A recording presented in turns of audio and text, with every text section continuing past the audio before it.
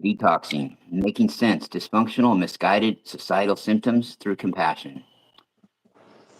Good evening, good afternoon, good morning, good time of day, wherever it is, good time of night, wherever you may be in the cosmos, in the existence. I am Rockin' Larry Lockin. You're tuned into Consciousness Conversations with Carolyn and Larry.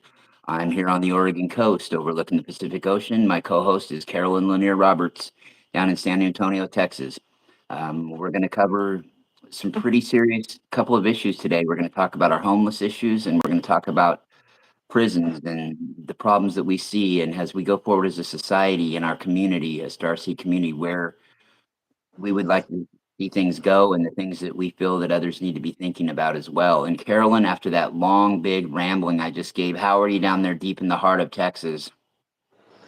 I'm blessed and honored to be a participant in this conversation, and to wake up this morning.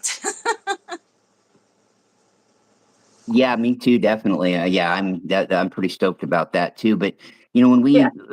when we talked about approaching this subject, I know at first I was like, oh man, I wanted to talk about this for a long time, but it's one of them issues where I'm so overly passionate about it that it's hard for me to really get into the passionate mode about it because these things have been bothering me my whole life. The institution, especially in the United States, of homelessness and the prison and the military, what I like to call the prison industrial complex instead of the military industrial complex, the private prison industrial complex. And Yeah. I just never, I don't like the whole, the way that we punish people like that. It just, one, probably because I'm from another planet, but it doesn't make any sense to me.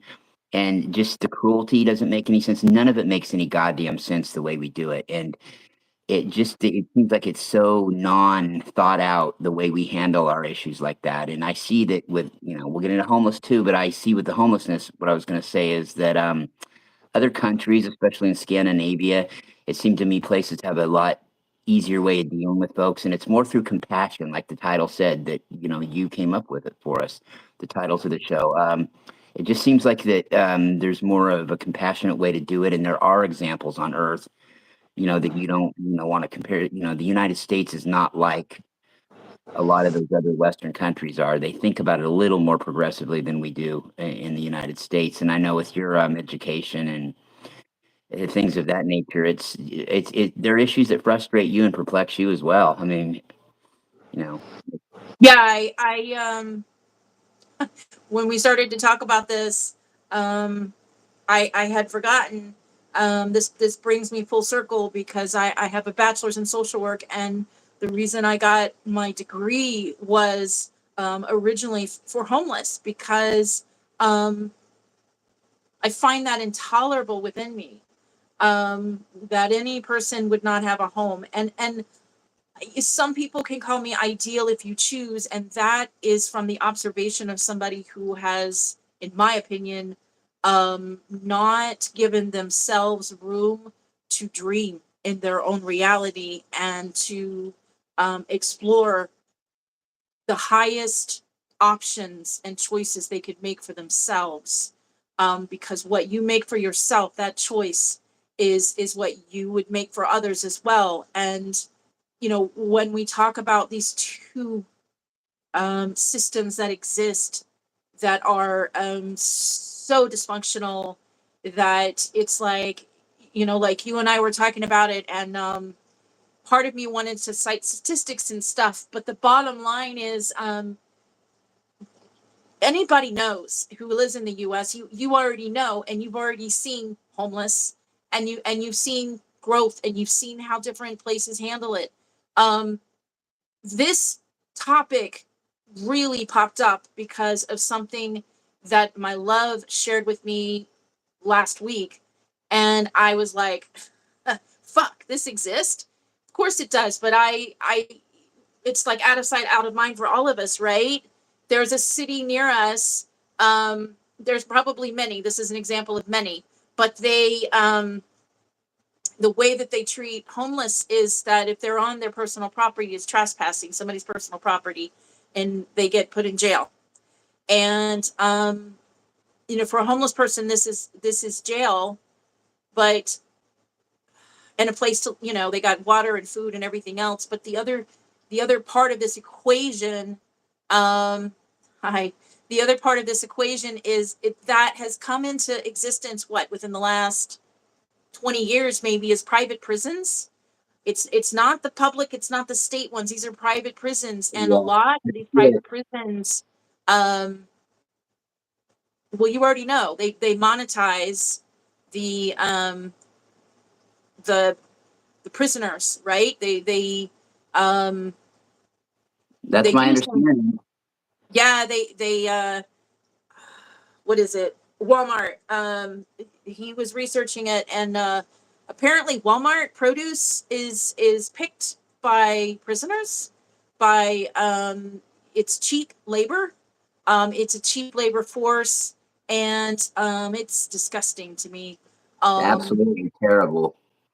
you know, and just then I linked the homeless and the prisoners and the prison system, but I mean they are two separate systems. They exist they exist because of the journey we collectively have gone through, from the place where we in the Piscean age, where we were cut off from what we were, and we are now slowly opening into that conversation within ourselves of compassion. And just as like we've got in the description of this, for some people that's a more detailed and comprehensive conversation. For others, they're just beginning that, and that's a conversation that begins within every soul. um yeah, I see that, Larry. So the homelessness, yeah, it's something that, again, it's intolerable. And then the prison system, the dysfunction of it is a given. And it would be really beautiful if, and the intention of this for you and I both is to plant seeds. Neither you or I are here for we're not here about fear, and we're not here about worry, and we're not here about being disempowered, any of that bullshit, in my opinion. We're here about taking back that power, taking back our personal choice, which starts within every soul. Larry? Yeah, absolutely. I wanted to make that point very clear. We're not here to spread any fear, any propaganda, anything to get you to sway your opinion, but it's something as we go forward and we evolve as a community and our way of thinking becomes more of the mainstream of, kind of live and let live and take care of ourselves, take care of, our neighbors and watch out for each other. These are the things that we need to think about. We need to think about putting aside what that person might have done as a crime or whatever. There are certain levels that we should never sink below, treating our people and letting our people have to function in day-to-day life that way, right? It doesn't mean that you have to really get out there with a sign and start protesting and screaming and do anything like that, but it's awareness. Awareness is such power, right? Being aware that it is. And the more people that have that kind of a mentality of just being aware of it, not wanting to run from it. Because you mentioned something earlier about daring to dream, right?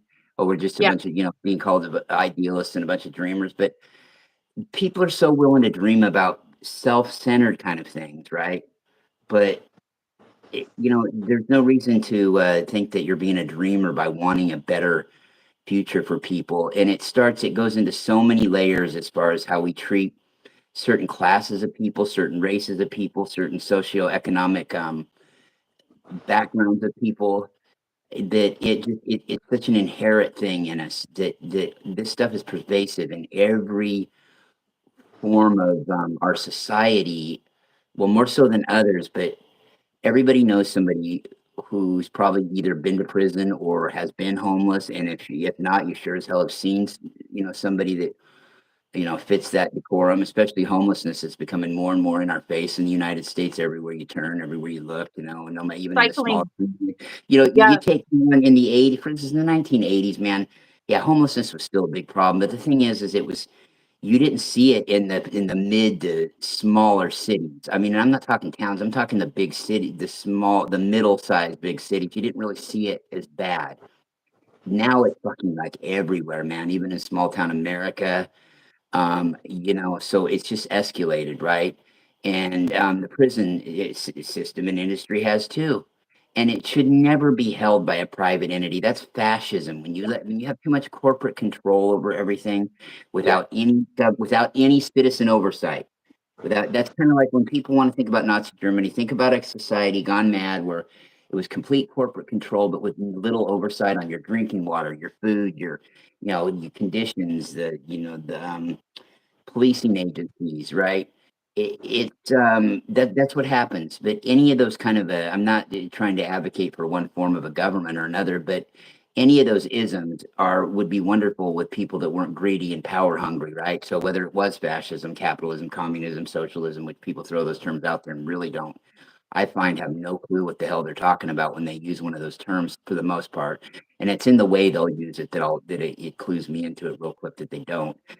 We don't, but in a perfect society where you would not in a perfect society, but in a more enlightened society where you didn't need one of those forms, or you wouldn't need one of those forms of government if people got it already, right? So that it's kind of this big thing where it's a control factor. It loops back around into the fact that yeah, it's free, it's cheap labor, right? And there's somebody that can make some money off it here, and there's somebody down the list who can be paid here and there, and just using people, and it's a judgment, it's a power kind of control. It's with fine money, people fining these prisoners all this money. Rarely does any of it go back to any kind of benefit for society. You know what I mean? It's used to I don't know. Or the prisoner Yeah, themselves, yeah, they're yeah, exploited no shit. essentially. Yeah, terribly, terribly exploited. They're exploited. They're put in dangerous conditions. They're they're putting despite what you might think of what they did, and let's put that aside for a second. You're putting them in dangerous conditions of very bleak, dreary kind of a setting, and then you're expecting them to be rehabilitated when they get out. So the big incentive, right, is just so don't do it again. I mean, the human mind is a little more complex than just oh, don't touch the stove or you'll burn. I mean, that kind of mentality doesn't really cut it as far as I'm concerned. Yeah, Yeah. it's amazing to me how much to me it all boils down to the lack of the individual person who has not explored the depths of what they really are. They're not here to be an obedient laborer. They're not here just to be like somebody who owns a home, if that's what you choose. Originally, all of us, I mean, people that are homeless now, people that are considered criminals, before all of that, they're people. And I'm not justifying anything that was done for anybody that's in prison. However, what I will say is that, our justice system is not just. It's been based on the mentality and the mindset and the consciousness of where we were. Some people are still moving out of that. I would suggest that we're all moving at different levels, at different degrees of that. And the ahas are going to be coming right and left for people as they see clearly, as they choose to see, as they, like with the justice system, we say we've got justice is blind. And my feeling within me that I came to this morning is that the justice is blind justification has been, that it's not biased by this or this or this, that it's neutral. But the truth is that's bullshit. Justice is Yeah. blind to the injustice of others, to the injustice of certain people, to the injustice of like drugs and I can even talk about the original creation, who created those drugs, may not be criminals. Um, to the injustice of how people are treated disproportionately, certain races, of how people are treated, because of places where they live. All of this is to me a place where the justification has been justice is blind, it's neutral. But, and I'm not saying there aren't some in those circumstances, like in prison systems, there can be those that are they want to make the change, they want to bring change. People that are homeless, they might be people that um yeah, most of them, they didn't want to be homeless, they just got overwhelmed by the quote, the what was it, the growing population in the 90s, and I meant to research this, but basically it was whole families, right? It was whole families that had to choose between them working and living like in a car, or them getting a house and, being homeless, right? It's like they couldn't have a car. They couldn't do both. And so all of this to me is snowballing to a place where um we where we have to choose, where we have to see that the systems that we've lived in, and I can talk about other systems of society as well, are not functioning, are not functional. And in reality never were, but we were in a place where, because we were dysfunctional, but we thought that that was the normal way to do it. Then we thought, well, this is the way it's supposed to be, which is a bunch of bullshit, because we are so much more than these little insignificant citizens. I mean, we are so much more than that. We each individually in our own realities have so much more power to change things. And as we really open up to that conversation within ourselves of what we want to change within ourselves, this conversation, it comes from love. It comes from no other place but love. And once you are in that conversation, it automatically goes out to everybody. That is, to me, compassion. That's love in action to me. And these systems, these dysfunctional systems, homelessness, which is a result of so many factors, you know, prison systems, our prisoners. I mean, this is nothing like what people think. Although nowadays I feel like most people, they're taking the blinders off, they're doing it reluctantly. They can continue to project onto certain groups, but that's just an avoidance of them looking at themselves, frankly. Um, yes, Larry. Yeah, I mean it really does, and it could go in so many different directions. We talked about like how you were talking about how in the 1990s it became more of a reality where families were having to choose between a house, a car, some people, even back to the 1980s, a telephone in their home. I had friends that didn't have phones. You know what I mean? I'm sure you can remember some too, and it was a big deal. And I think that this thing has started snowballing. It goes back into, I mean, the economy, this golden age of America that people talk about economic wise, really hasn't been in fruition since the 1970s on a mass scale here, really. It's really, and so and it's been an orchestrated decay in control by, fewer and fewer factions. And I'm not trying to go down an Right. Alex Jones rabbit hole here, but it really has. So this thing plays out over a slow period of time, like anything does, just like with ascending and waking up as a society, right? This shit doesn't happen overnight with one big bang, boom, bomb. There it is. These things snowball eventually, but they start off really slow. You know what I mean? They start off like a pebble and then they become a landslide at some point. But by the time they become a landslide, we're already scratching our heads wondering why in the fuck didn't we do something earlier? Um, you know, Yeah, I It mean, it sucks because, and the more control it's like anything that a person might wanna do for any kind of pleasure or relaxation, like with the drug thing, right? So that's the initial thought behind it, so they wanna control that and put it out there like it's trying to gonna destroy the world, this epidemic, but they don't really want it solved because they're making a lot of money off of it too, the right, people that have the power to lobby for it and all that shit. right. Yeah, it doesn't make It, sense. I mean, even the people that are trying to push it as something that's a positive thing, they're really not. They don't want it to go away. It's like I used to hear this saying, the American Cancer Society really doesn't want a cure for cancer. I don't know about that, but it's kind of the same kind of a concept, right? it's They yeah. yeah, and I hear within me, and I'm now taking this to a higher level as I hear it. I hear their heart's not in it, and that's an old phrase, but the truth is, when your heart's not in it, when you're not, you're, and others who've watched this broadcast, about me, but my mission is as a reawakener of the conversation of the heart. And for me, that is the conversation between the sacred mind, the sacred heart, the body vehicle, which is the voice of the soul. And many, maybe all, are I'm hearing they're reluctantly moving into this conversation. They're reluctantly moving into this place where they're not, their world, their reality isn't being governed by logic anymore. They're being forced out of that box. And that forcing comes because compassion is undeniable. You can push it to the side, but the person themselves can be in a place where they're suffering and they are pushed against the wall, and the choice to listen is in their face. They can still not listen.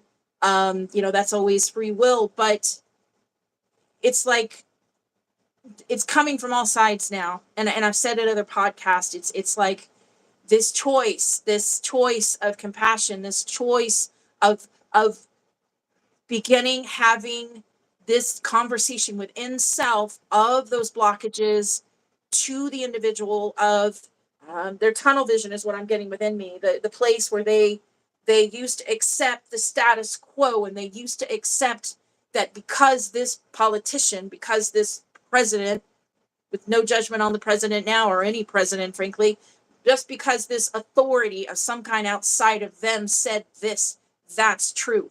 That's bullshit. The authority in your reality and all of our realities I offer is yourself.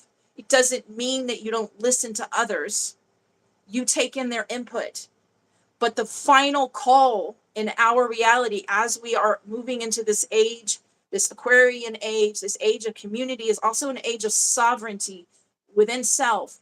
That means that you are whole and complete within self. That's not an isolated conversation, because that's a conversation that includes automatically community and compassion. You're already connected with others. It's an interdependence, not an independence, and not a separateness from others. And this is the place, this is the time now where slowly, and you and I, Larry, and others like us are here to plant these seeds, because within the soul of every single being on earth is this gnawing to get out of this bullshit reality we've all lived in, because people are looking for solutions. And maybe you and I can offer some, maybe you and I can offer some seeds, and they'll take those seeds and then they can research themselves and look at what is present and address what they want to address in the way they want to address it. And I come back to the sovereignty. So sovereignty, it's you're taking this information from external sources, and then you're discerning it. Discernment is an action of the heart.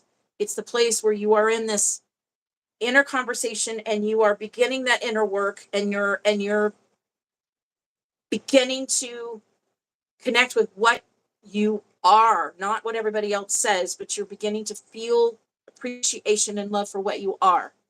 And you take back your power, your divine power, not the small stuff, and you recreate, co-create your reality from the divine within you. This is sovereignty. And these issues that we present of homelessness and prison, these are issues and other situations that come from individuals that have given their power to these external structures. And there's no judgment on these individuals at all, because we've all been in that place. Neither you or I or any other could speak from where we're speaking to from right now unless we had lived in that place. We had been in a place where we were homeless. We might have had a home, but we weren't home within ourselves. Prison. Well, you talked about it already, Larry. Prison planet, prison country. I've always felt that the U.S. is frankly more controlled than any country. It's just Yeah, the control. The control is covert rather than overt. That's mm-hmm. just always been my gut feeling. These all of these issues weave together, and to me, their center comes into the place where the individual takes responsibility, which isn't a judgment on an individual, and it's not a weight. It's actually a freedom, because it's a place where they can pause and they can consciously, not blindly, not automatically, not like a dog biting at something. They think and they feel and they consciously choose and they step from a place that feels right. It's not a choice, it's a blind choice. blind choice is an excuse. You pay attention, you listen, and faith is one of these planes. You could say faith is blind. Faith is blind, but still you get feelings. You have a connection. You make a choice. So you make a choice in your reality towards something. And the other thing I'm going to mention is that, in the old world, they used to say that change is scary, change is, and that's because we were taught that change came from this place of logic. Well, yeah, because when you're in that conversation of logic, you're not really present. You're probably not even listening to you, those voices that tell you these logical things. Not saying logic isn't significant. It has a purpose, but it is balanced with consciousness. It's balanced with compassion. It's balanced with other systems that see reality from more than one angle instead of just a box. Yeah. No, yeah. I mean, it ties into too also when just for example, if you were to only have people locked up per se that were violent physically, kind of violent physically people, pedophiles, murderers, things of that nature, right? Serial assaulters. Um, the population of the prison system here would be very, very tiny compared to what it is. Most of these are not violent crimes per se. A drug problems, which we have a really shitty way of handling that. I think that Yeah. if we were to really get real about it, they talk about really wanting to end the drug epidemic. If they were to really get real about it, it could probably be done in a generation or two to where it's very minuscule. Yeah. And that would be by, not, I think it's my understanding Portugal has legalized drugs or decriminalized them completely, right? And so, but it isn't like here when they've done it in a few cities. Here, when they do it in a few cities, yeah, you still have the economic problem, the social problem, and it's not quite as legal. If people were able to get it cheap, easy, not having to rob people for it, and they also had a home to go to, and had the minimum setup like some of these countries do for their citizens. And Yeah. then of course we started putting forth more medications like Suboxone does for heroin and opiate addiction, where it tapers them off on their own speed, and to the point where it's really like, they're even using the Suboxone and those medications to a minimum. They need to have those for alcohol, for cocaine, for methamphetamine, and that's how we help bridge that gap to the point where we don't have the economic problem we once did, and I should say the scarcity problem that we do now. And you won't have it'll just most of it will eventually die in a couple generations because of that. The temptation to go escape life won't be there. That'll be a little bit of it. The wow factor will Yeah. be gone. There'll be a little Yeah. bit of it. Yeah. All these things are going to have to work together, and it's really, and it also comes down to too that it's really not, if somebody's an adult of legal age and they're not hurting a child or somebody that's defenseless with it, it's really not anybody's business what they do. But that's a whole nother subject for a whole nother time. The judge, that kind of a thing. But seriously, these things are. uh, There's a whole big gap between the crime of using a drug to get a good feeling and murdering or assaulting somebody, and yet they want to Yeah. they want to have those people locked up together and all that Yeah. shit. It's a really fucked up scenario, and it's yeah, there's always been this mentality. We talk about it all the time, you and I. Oh, how it used to be. Oh, that's always the way it's been. So that's always the way we're gonna do it. It's just the way that it is. Oh, golly gee shucks. What bullshit until and then until your life's affected by. That's why it's hard for me to have a lot of empathy for somebody who just all of a sudden, because of a life circumstance of theirs, they're all of a sudden, wow, their eyes are wide open. Especially if before they were real judgmental about it. You know what I mean? And so, but I welcome it. I do welcome it. But it really is bizarre how some people are still just so tuned out to that kind of stuff, and it's those people, like, there's a big separatism in them.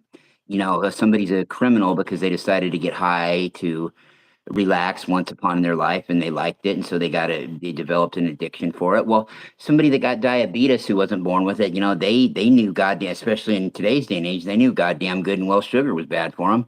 I mean, there's enough proof out there to, Yeah. you know what I mean, way more than there is that the earth is flat or round, or I should say.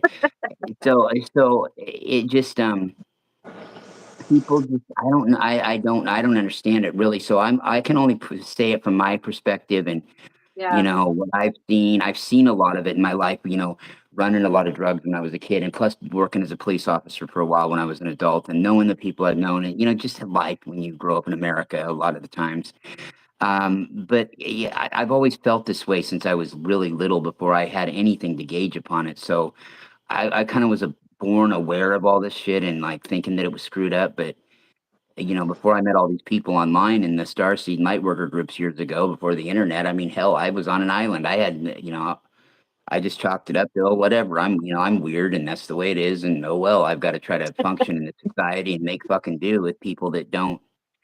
They seem so heartless and callous, Yeah, and I care about this stuff, yeah, and other people just don't seem to care about it. And maybe I'm just too sensitive. You're too sensitive. yeah, Yeah, you need to get a backbone. You need to harden up. You right. need to, yeah, yeah. I But know that then, one. but, but then I came to a realization too. For me, I came to a realization that a lot of that must just be that they don't get it. They don't. It's not that they're necessarily inherently, bad people, because they're not, but they Yeah, just don't understand it. And for some reason, it just doesn't. The consciousness level is just not there in that category. You know what I mean? yeah, yeah. It's it's not given relevance, and that's okay. I mean, we can't, if you're not someplace, if you're not ready to receive, like just like this conversation right here, maybe somebody saw the post for this podcast, and they were looking at it, and the minute they saw compassion connected to homeless or prisoners, or or criminals, they may not have wanted to watch it at all, because for them, they're closed. I really hope there's nobody closed now, because that's going to be a painful Oh, well, process. I But hate to break it to you, my dear, lovely co-host, but I can guarantee, as you were saying that, I'm sitting here thinking, okay, there are going to be people for various reasons that will see that and be tuned out. They'll be like, they'll oh be God, like, what they'll be like, compassion? well, What that's a should you played have out. compassion for? Yeah, Yeah, they'll and be like, it's a played out subject. We've heard that before. What are they going to say that I haven't? Either they're going to agree. Some people that even agree with that might see that and go, oh, they're going to talk about the and same shit so I've heard before. And you, so it's one of them things where it's not something that's comfortable for people to talk about, one, and two, it's not, even for some people that are, it's not really that appetizing, because it's it's, not okay. So you're gonna two have to things. really go there. Yeah, two things I'm going to say because they popped up in my head. All right. So the first one is, as the collective raises its consciousness slowly, then its level of morality and what's acceptable is also going to raise with it. And um, yeah, they're going to revisit that. They're going to be looking at some of the choices they've made before and be like, whoa, Mm-hmm. that wasn't really very kind. Wow, I can't believe I felt that way before. Wow, I've been there. Like, maybe they couldn't, maybe there's a life experience took them there, and it's horrible, and it's like, Mm-hmm. wow, I don't feel the way I used to. Wow, Yeah, I think you're and seeing then, more of that too. You're seeing more of that, but yeah, go ahead. But you're definitely yeah, seeing more. and then, And it's encouraging.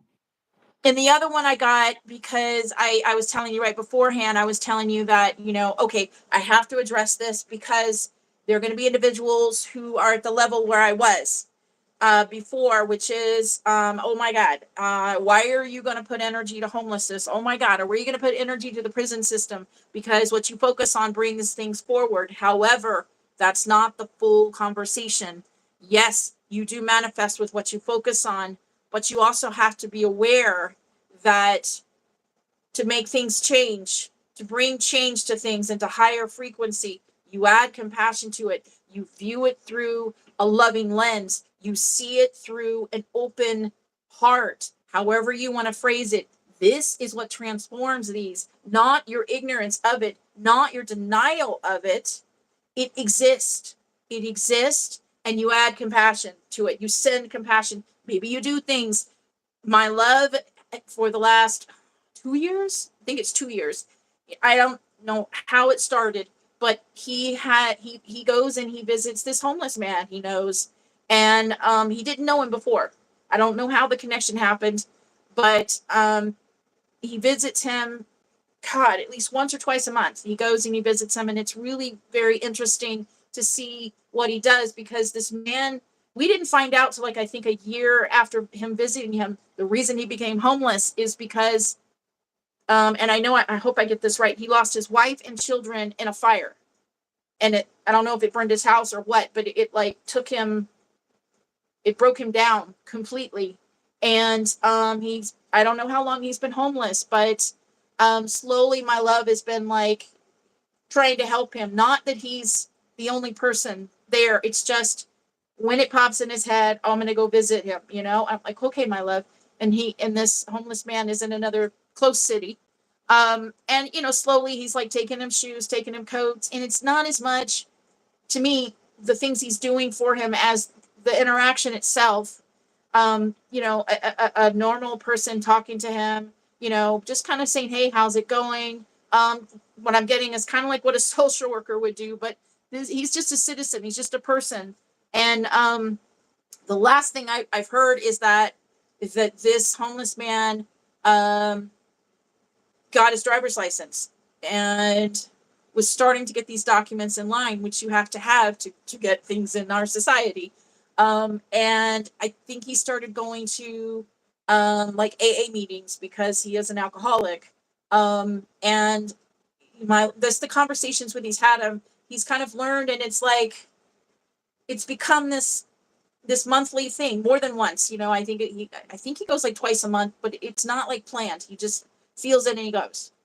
And I'm not saying every person has to do this. I don't know if I would do that, but he does it because, one, he felt himself homeless. He was homeless for a short time. He knows what it's like.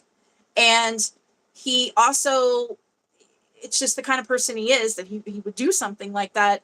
Even if you don't want to do something like that, like what I used to do when I lived in Phoenix, I tried to keep water in my car and give bottles of water to the homeless people I saw. However, if anybody who lives in Phoenix, you can't keep water in your car because the sun will break that down pretty darn quickly. So, I would end up like giving food. I personally would not give money, but I would give food and whatever I had on hand.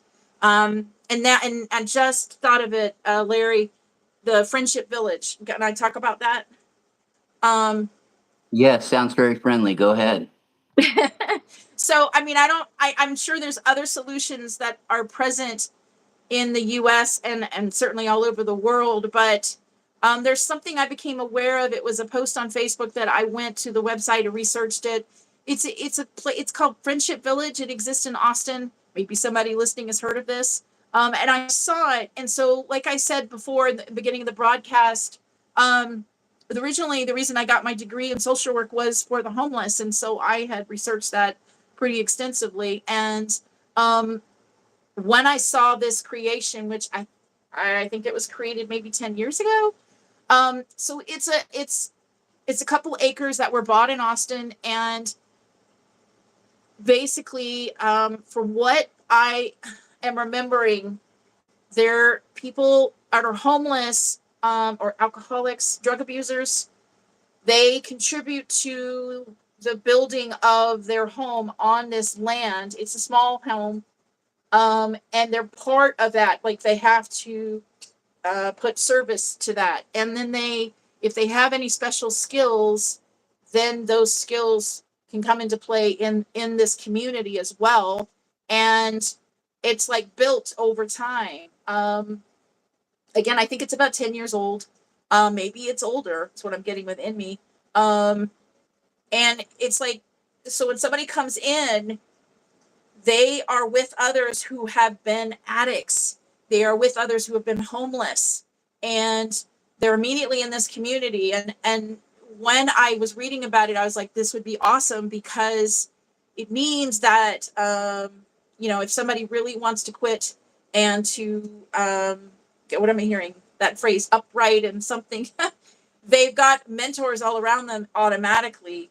And even the mentors have mentors because it's a community.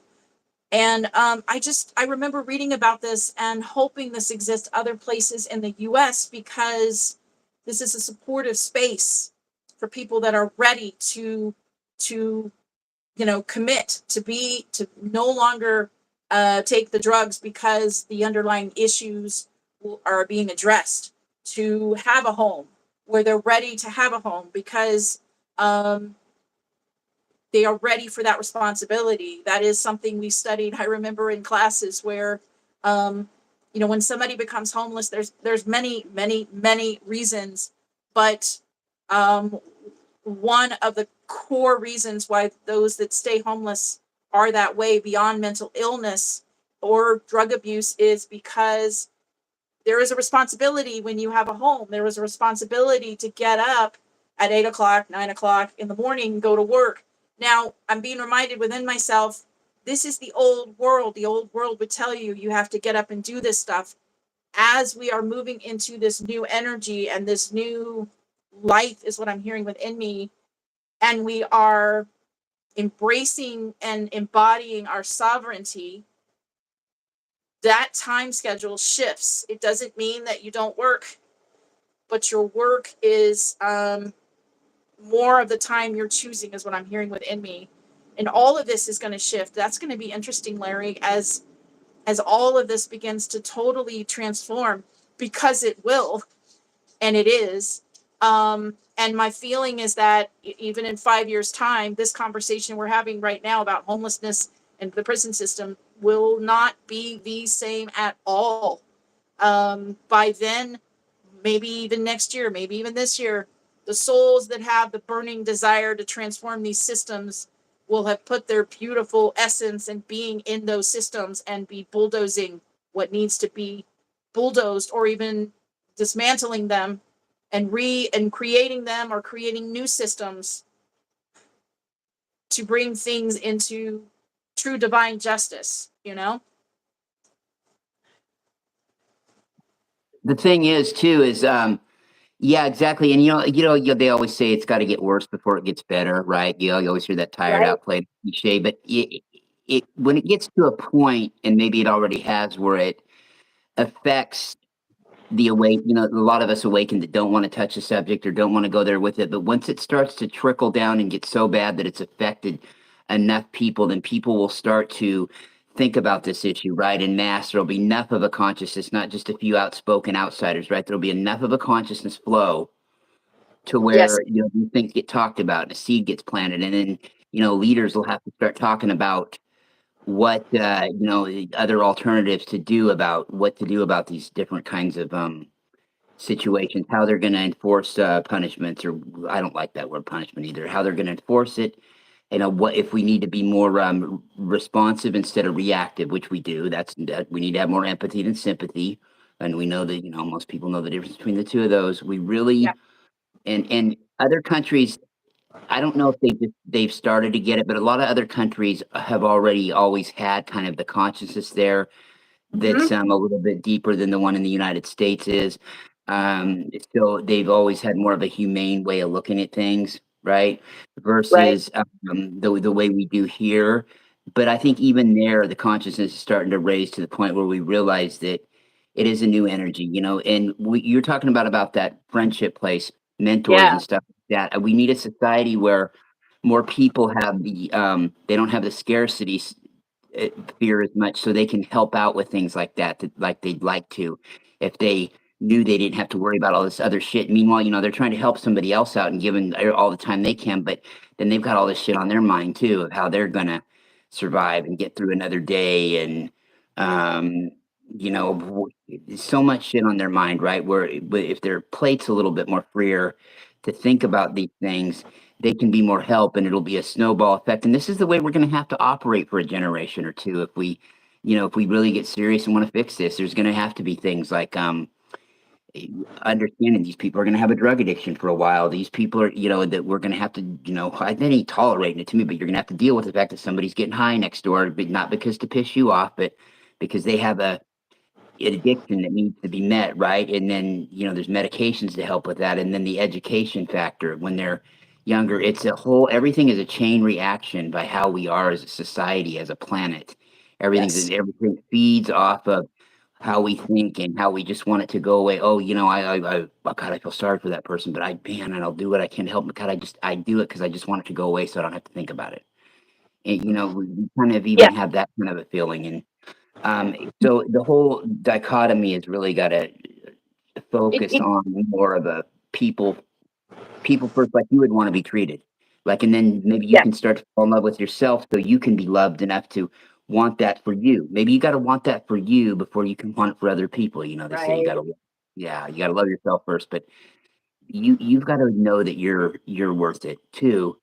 So you can feel that way about other people, that they're worth it, and back and forth, Right. Like when you said the Yeah. person saying, oh, that's horrible. And but they don't want to deal with it. Well, you're talking about just now. They don't want to deal with it because they don't want to look at themselves. They don't want to do that work. They just want to coast. They don't want to change. And there are souls that don't want to change. And part of me would like to say, well, then they won't change. But the truth is, what I get is that the lifetime we're in right now, the time we're in right now, the year we're in right now, yeah, change is coming for every single soul.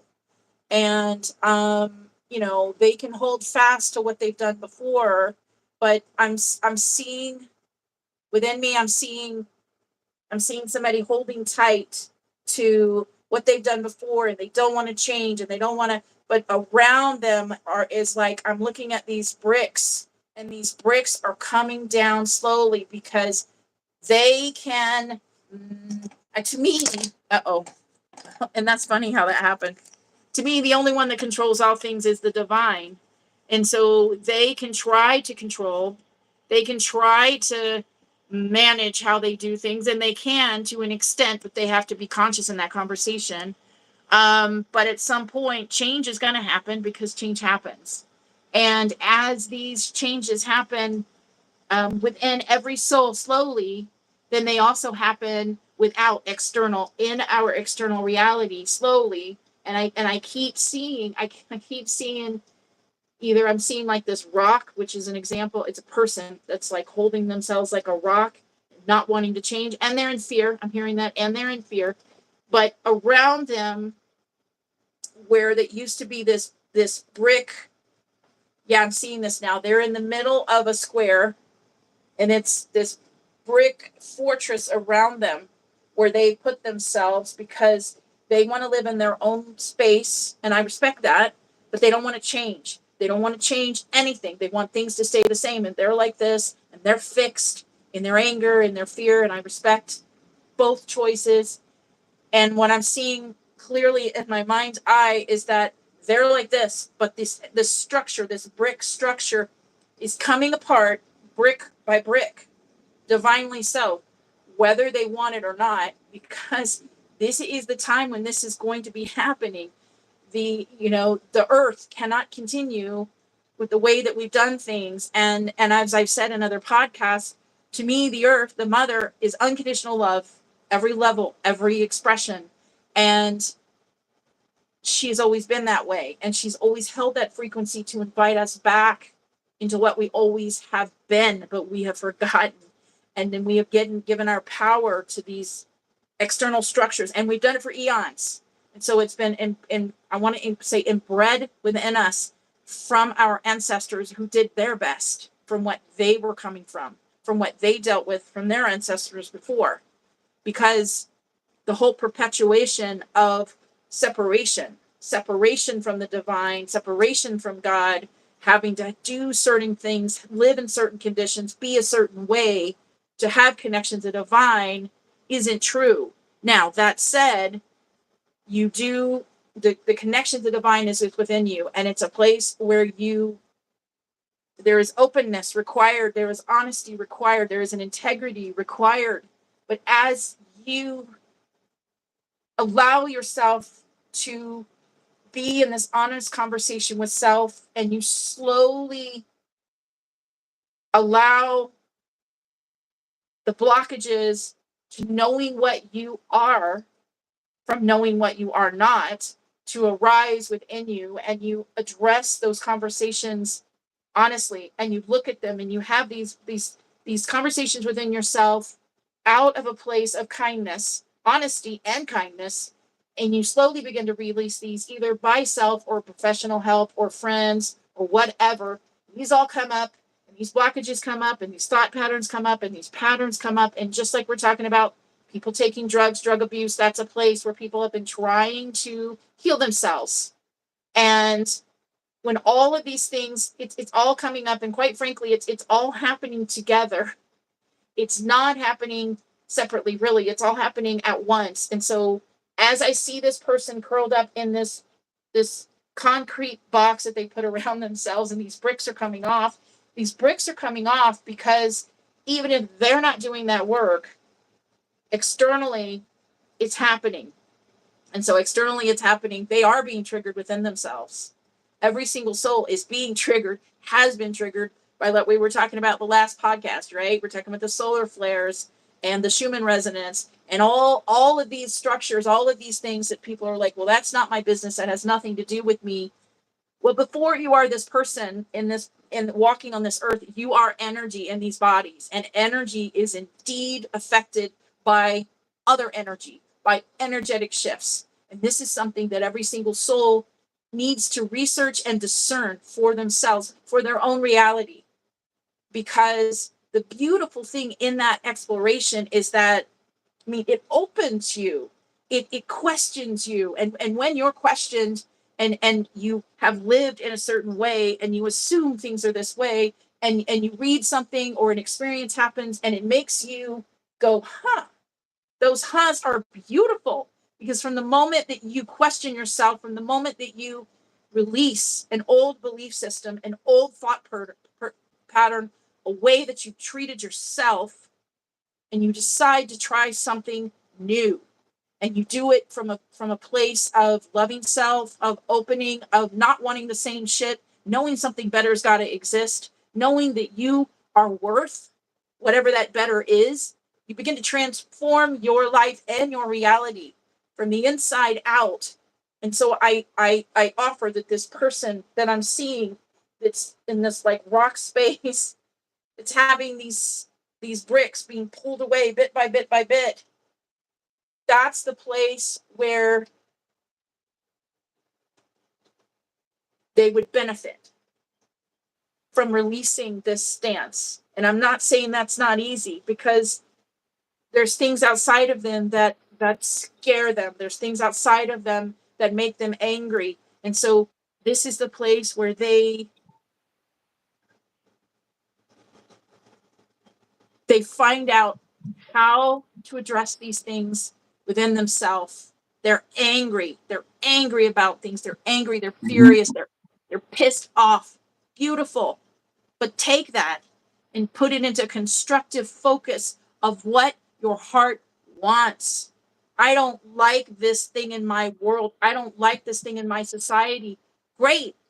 How do you want to constructively change it? Because as every single soul steps forward and makes changes, no matter the degree, from the call of their heart, and they're doing them out of what they feel they need to do. I don't know what it is. I want to go serve in a homeless shelter. I don't know what it is. I don't like the prison system. I don't like the way it is. I don't know what I can do. Maybe I can write my congressman. Maybe I can. And part of me is like, well, will that change the system?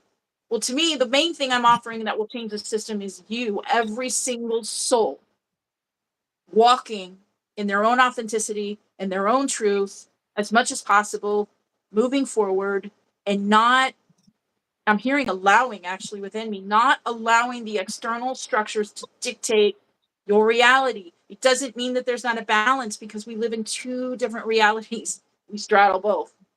You do have to pay attention to some things in the external, because that's part of living in the 3D world, right? But it also walk in the other, and you continue to feed and fuel in the other, because both exist. And the way out of this box is to put the energy into this other, into this higher focus, this higher intent of what we want for our world. And as every single soul does that, and they embody that in whatever way is right for their beautiful divine being in their own reality, it begins to change the world. And it's taking those bricks away from that person in that box. And what I'm getting within me now is that, and as every soul slowly steps forward in kindness and compassion for self, whatever pace that works for the individual, whatever way that works for the individual, what I'm getting within me now is that this person in this box who's scared and who's angry is going to feel this change from the external. And they're going to feel it within them as they slowly open, as they slowly trust. And the other part of that, unfortunately, is that in the 3D, in our reality, in the way that we do things, until we are in that beautiful flow conversation with the divine, is it's done through suffering. It's done through being put in a box. Putting self in a box is what I'm hearing. It's done through choices that were not honoring of self, but we didn't know any better. And we learn. And that's the beautiful gift of experience to me, is that, you know, we learn. Not always pleasant. Sometimes really awesome, but not always pleasant. But you learn. And as you learn, you get better and better at, who am I? What am I? What lights me up? What do I want to contribute to this world? What do I love doing? What am I? Yes. Beautifully put, beautifully put. Bravo, bravo. You must have a psychology degree, sister. Yeah, exactly. That's the way, and I got to thinking that we, we talk about how, it's a snowball effect, right? So technology, as far as like technology goes, okay, so everything was if you were to believe history, everything's at a creepy, creepy crawl till about, the end of the 1800s, right? And all of a sudden, boom, the Industrial Revolution. And then all of a sudden, within 100 years, they've done what thousands and thousands of years couldn't accumulate, right? So the consciousness, we're kind of in this consciousness evolution revolution, I think, right now, with the way we look at doing things, from responsive instead of reactive, empathetic instead of sympathetic, right? Yeah, responsive instead of reactive too. You could even throw that in there. And everything takes time, but we're at this spot where these are things that are going to be more and more on people's minds, and there'll be a lot of people still slow to get with it. And then we're Right. just we'll crawl along a little bit here and there, and then things will happen here and there, right? It won't be overnight, of course, but it'll be a lot quicker than, it's the dichotomy of 100 years to get from nothing to the internet, from walking to or riding on a horse to, you know, maybe even flying in a hovercraft, driving a hovercraft here soon. Um, but it's happened in 100 years, whereas Right. man could barely go from walking downright to upright in thousands of years, right? But yet it just so these things come in big waves like this. That's why they call them the age of this, the age of that. There's these, Right. and some of that might be misconstrued with how it's portrayed, or we don't know all the facts, but we know there's something that comes along in these ages that kind of changes the consciousness, but it's not done overnight. It's in a lot more rapid form than it was in previous times before that, whatever it's changing. Right. Um, so that's kind of where we're at with it, right? And people, yeah, I'm encouraged by it. It's taken a long time, but I don't want people to get discouraged, because really in the span of time, 100 years really is just a blink of an eye in the span of time, the illusionary time that we live in, and we're moving more into a or a horizontal kind of a reality instead of a vertical, where more and more time is at once. It's kind of like fourth dimensional living, higher 40 living, where it's but in higher 40, it's kind of like the society we want. It's more of the empathetic instead of sympathetic. People are more focused on the greater good, and knowing that it helps them, because they give out that good to everybody around them, and they get that vibe back from everybody around them. So Yeah. everybody feeds off of that kind of a situation, instead of the separatism of, this person over there, those people in that country, these people don't No, people aren't trying. Most people just want a better life. They just want a good life for their family. They just want to live a good life. They just want to, be able to make the choices that they want to make that are only going to affect them and maybe people directly in their inner circle or their family. They don't want to fight and squabble, but then these people's different opinions get involved and it gets manipulated by entertainment. Entertainment wants to keep us living outside of ourself and fixating Exploit. on something else. I keep hearing exploit, Yeah, exploit, exploit. Yeah. big time. Yeah, big time. Yeah, that's about really what I have to say on it. It's exploitation, is what it is. It's exploitation of fears, of separatism, of it's playing off of people's fears. It's playing off their egos. It's playing off of their their perceived thoughts that they have grown up with. It's done in a really marketed, direct kind of a matter, from all the way down to how they how a TV commercial is ran to sell a product to how a government might sell a new law on its people, how it might you know sell their agenda to people, right? It's all like a factor that's very strategically done. Pro People programming. just yeah, it's programming, exactly. Yeah, programming, yeah, television. Like I think one time when I had you on the show, a long time ago, you're like television. It's television, right? Tell of it. Yeah. Tell a lie Yeah, or tell. Yeah. Yeah. Yeah. Yeah. tell Totally all with that. kinds of bullshit. Right, right. So it keeps people, distracted, and you don't unless it's in your orbit, you're not thinking about it. But when it's in your orbit, the one reaction is to just kind of freak out and go, "Oh my god, oh my god!" And then you portray yourself to people like, "Oh, you're the only one that's ever had that happen to you before." And meanwhile, you probably heard it from other people of this kind of scenario happening to you, whether it's a family with a drug or person in your family with a drug problem, or whether it's somebody's in prison or somebody's an ex-convict or whatever, they're home or somebody's homeless. You know what I mean? To them, all of a sudden, it's a big deal then, and it's you have to realize too, if God love people that are starting to go through a problem like that or any situation like that, but you have to realize Yeah. too, you're not the only one to have ever gone through it, but it doesn't mean that you have to sit there and think, God, well, nobody, yeah, I'm the only one that's never gone through it. So you're saying my point is invalid. No, it's very valid, but these things it seems like anytime a good cause is taken up, mothers against drunk driving, even I'll go on them. I mean, how many of them women were involved in that shit before they had somebody die, and then all of a sudden they want the laws to be so radical that it really would fuck somebody up that maybe made in a bad judgment, where before that maybe the police would just escort them home. Now they're caught up in a system paying all these fines and whatever, and the money doesn't go to help anything. And I'm not advocating for drunk driving, but these things get caught up and enforced, and we're letting somebody else have our own power from us. We're letting somebody else make those decisions.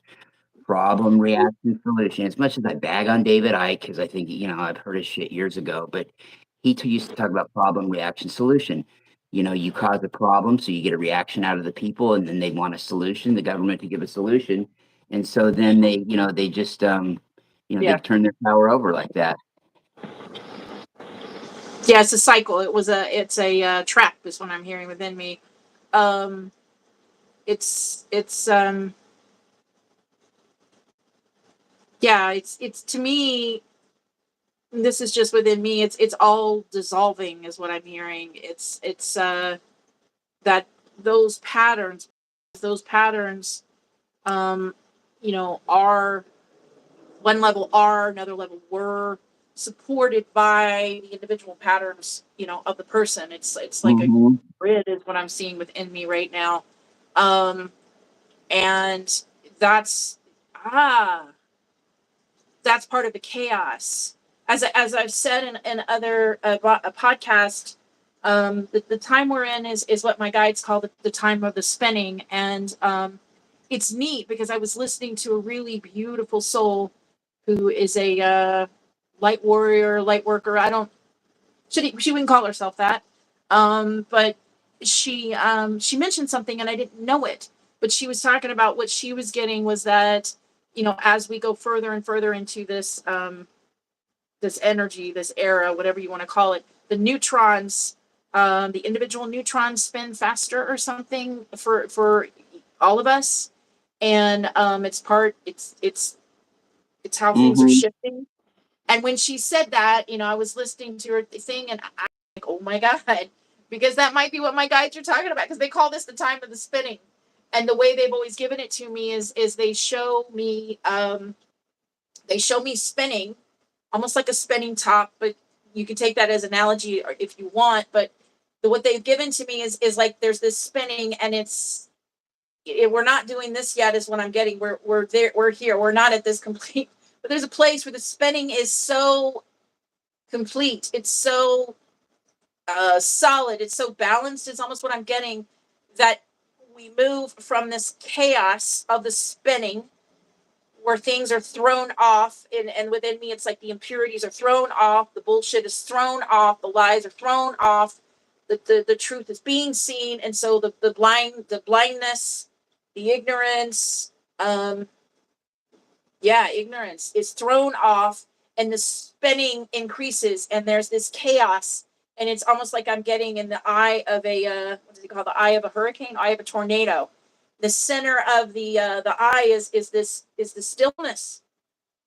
In the center of that eye is the stillness, and that is the place I've always been given within me, where we're in this chaos. And that's why it's very important for every individual soul, that as they are ready, as they choose to do that inner work, to begin that conversation within self, to begin their path of healing, all of that, however you choose to phrase it, that they do that. Because the more that they do that, they take their center, they take their focus off of the external, and they put it with themselves. And in themselves, the more that they build their pillar, connect with their pillar of light is what I'm getting, the more that they move into the stillness, because the chaos is the external, and it's not going to stop. Not now, not yet. We've got some time on that one.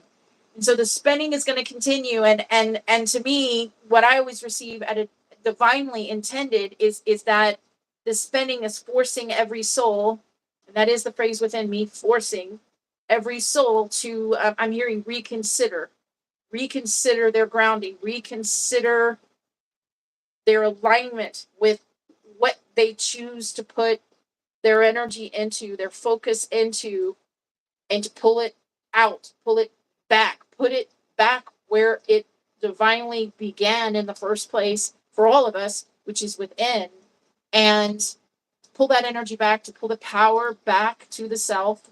And as every soul slowly does that, and basically begins to live in their sovereignty, begins to live in their truth, walk in their integrity, the center, they move into the center of their reality, and they move into the stillness. It's a process. It's not fast. It does happen, but it happens slowly. And what I always receive is that as we move into the center, this is the divine order. And so the way they've always talked about it is we go from this chaos, from this spinning, into this divine order, which is the stillness. And that this is the path, as I'm given. I honor all other interpretations of moving to where we as a society, we as a world must move to, and are moving to, no matter the pace, into the new, out of the old, out of, to be blunt, bullshit, out of the lies, out of the illusion, out of the deception, out of the sleight of hand, out of the way that we've done things. And what I'm being given within right now is, well, that's interesting. It would happen that way, wouldn't it? The patterns and all that are external. And so we've built these internal systems, these patterns within ourselves as reactions to these external. You could say the reverse as well. And so that work that every soul needs to do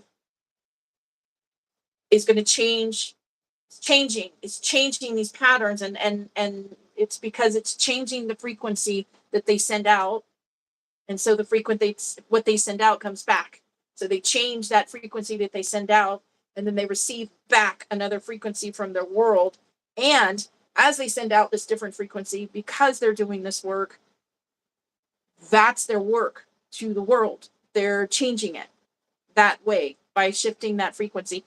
I've never gotten it this way before. That makes a lot of sense. Yes, Larry? Yes, ma'am. Yes, ma'am. I was getting ready to hit the unmute button. Yeah. Yeah, exactly. The thing is you just described it perfectly how it's going, right? It's that inner work people are doing, and that doesn't mean that you're going out and hiring yourself a guru to, move in with you or anything like that. Although I would if I was wealthy, just for the fun of it.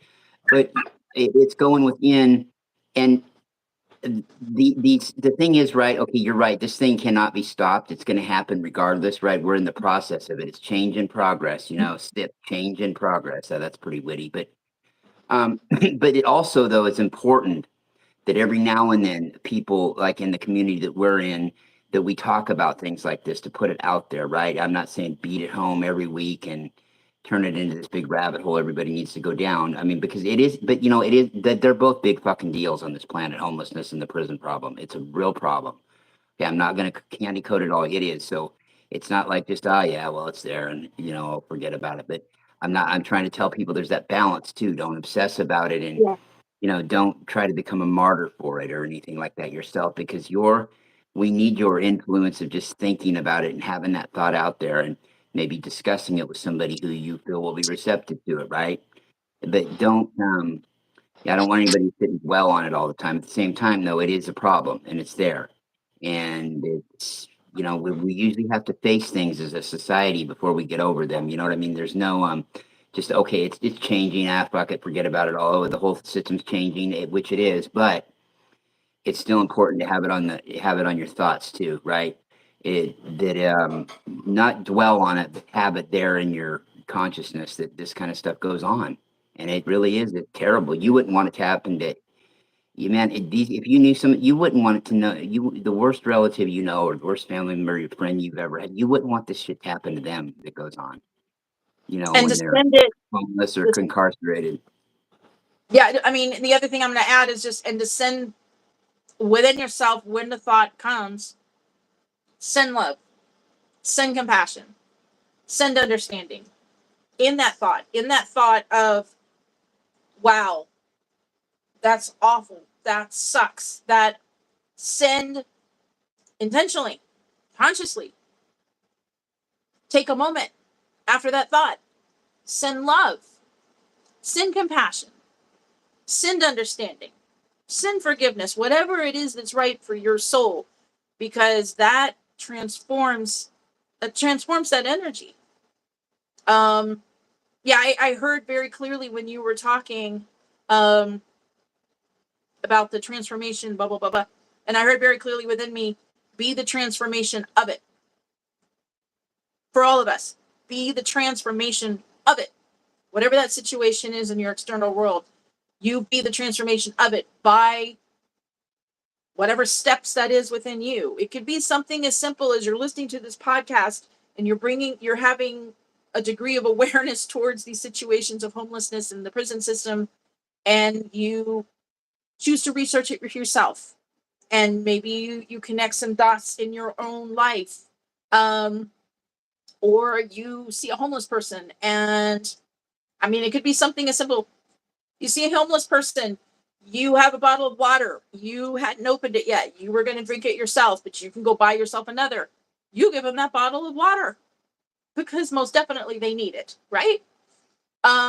Just small things, because it's the small things, they accumulate. The big things need to happen too, obviously, but the small things. I mean, think about, and my heart just kind of like melts and bursts thinking about if every single soul did small things towards these things. And it's like, what could you do for the prison system? Well, that one would be, to me, the legislation would be one. Maybe you would actually talk to your local police officers. Maybe you know people in your family that are in the prison system. Maybe you know people in your family that work there. However you come at that, these are, oh, we are just tapping the surface of I mean, Oh, yeah, literally. go deep. Then we start talking about people that work in that system. We start talking about changing the mentality of people that go into that line of work, right? Hiring people that are more not pushovers, but more compassionate, more different kinds of Yeah. mental testing to hire people for those kind of occupations.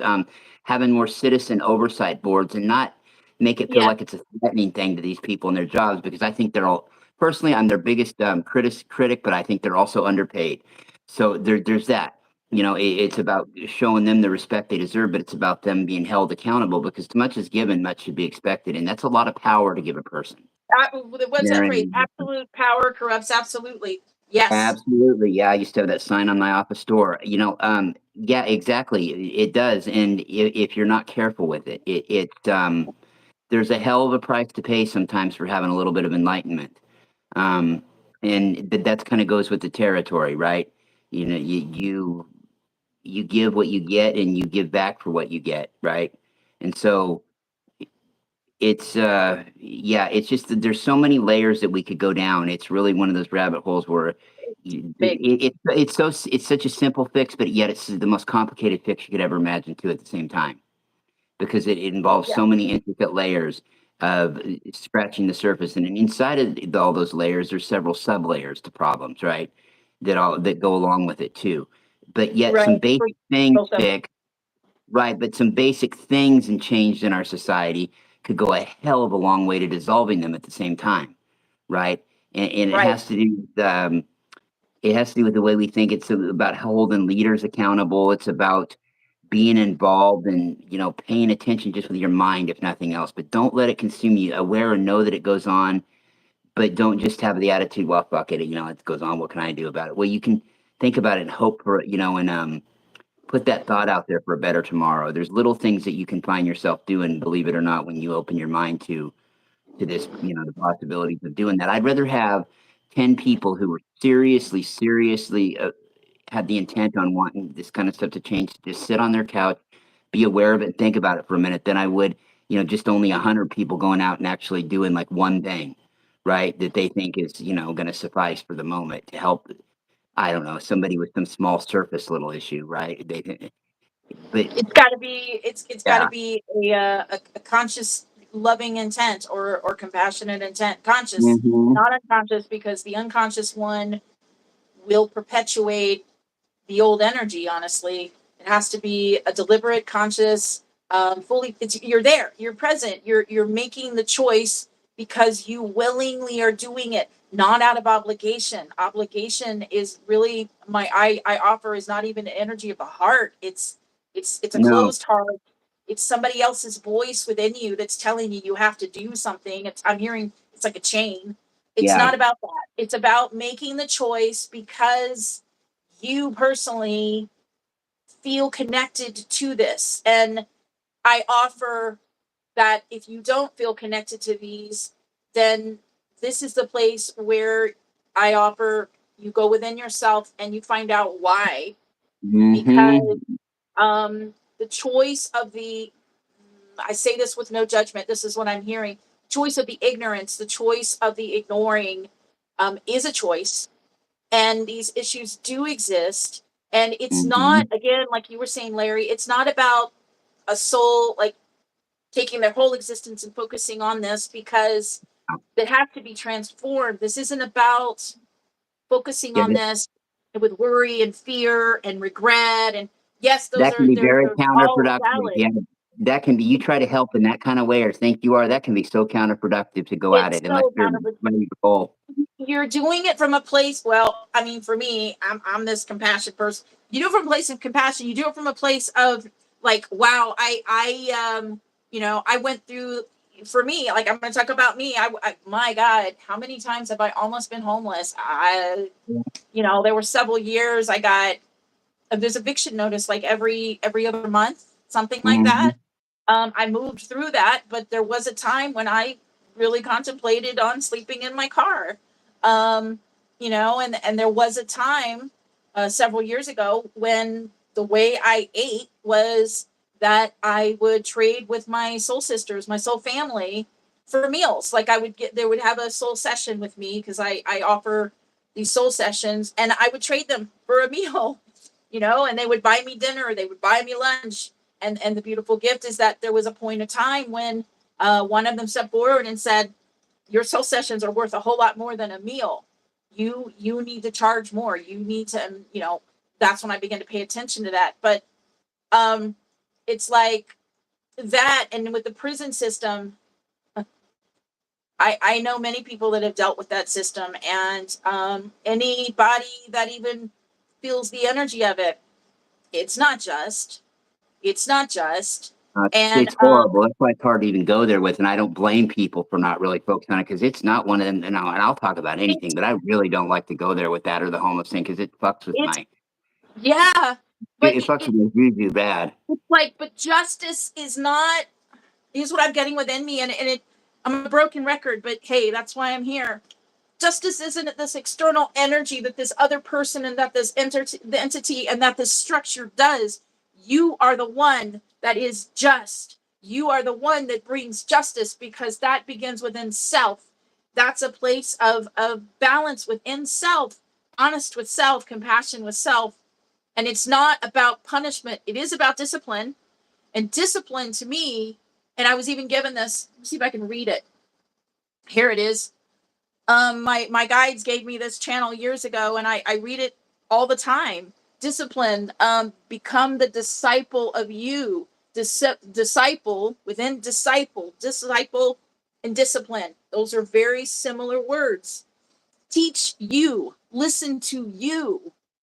Discipline brings the solid platform in you, and it reveals your inner commitment to you and alignment with you. And when I say you, it's not the separation of you and God.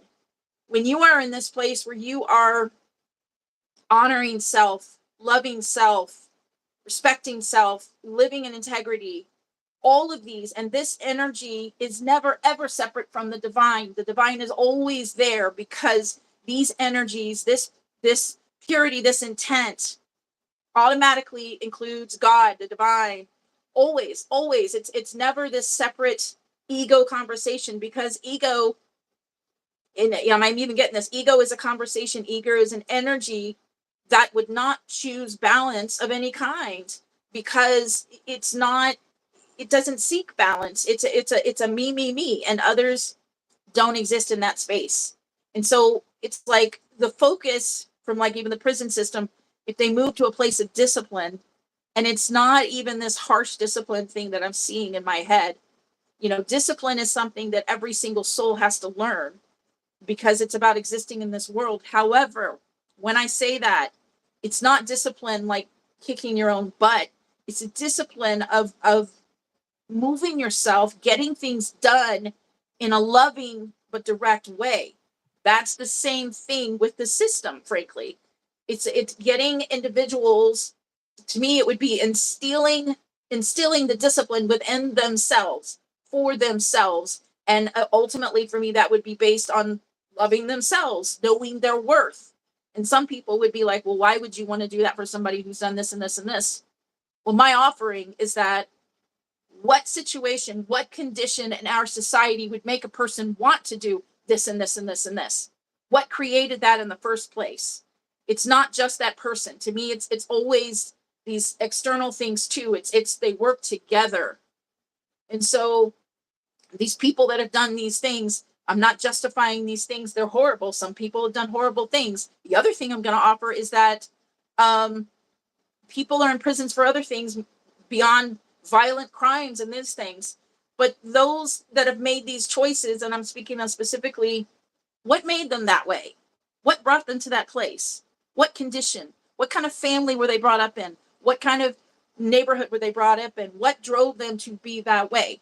Because to me, we are all divine beings. To me, we are all children of God. We are all light. We are all, this is me. This is my truth. We are beauty, truth, and divinity. We are these things automatically as we are born into this world. The transformation from that changes things because of the way the density has been here. But that is changing. And the souls that are here now, like you and I are talking about, Larry, these beautiful, these old souls coming in now, the ones, even now they're in their 20s. You can even talk about younger ones, but they're coming in with a higher frequency. And that's beautiful because They're not apologizing for that higher frequency. They're not apologizing for it. They are that.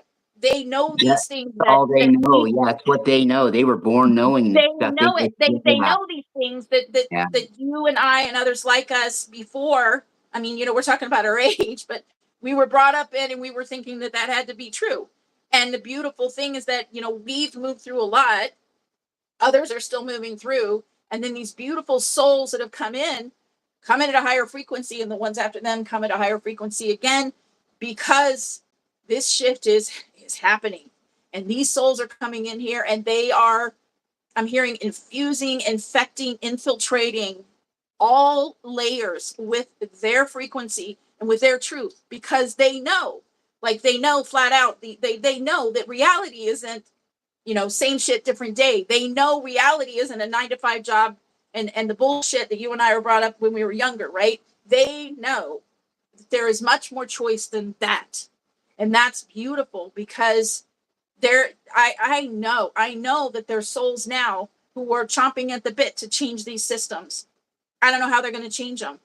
They're going to change them, and they're going to make them accountable, and they're going to make them compassionate, and they're going to make them efficient, and they're going to make them effective for the individuals in them, whether it's the prison system or those that are homeless. They've got homeless shelters, and they've got the in between, where the person moves out of the homeless shelter into the, the home, the, what do they call those things? It's a a program, right? Like, Transition. Okay. they might be with other individuals. They've got their room and it's their space, and there's these other individuals, and they Right. slowly are building into this self-sufficient place, because they've got, like, frankly, like a social worker, or they've got somebody that's there keeping them in check so that they can learn, or that discipline, and they can work on those blockages until they choose to go back out into society.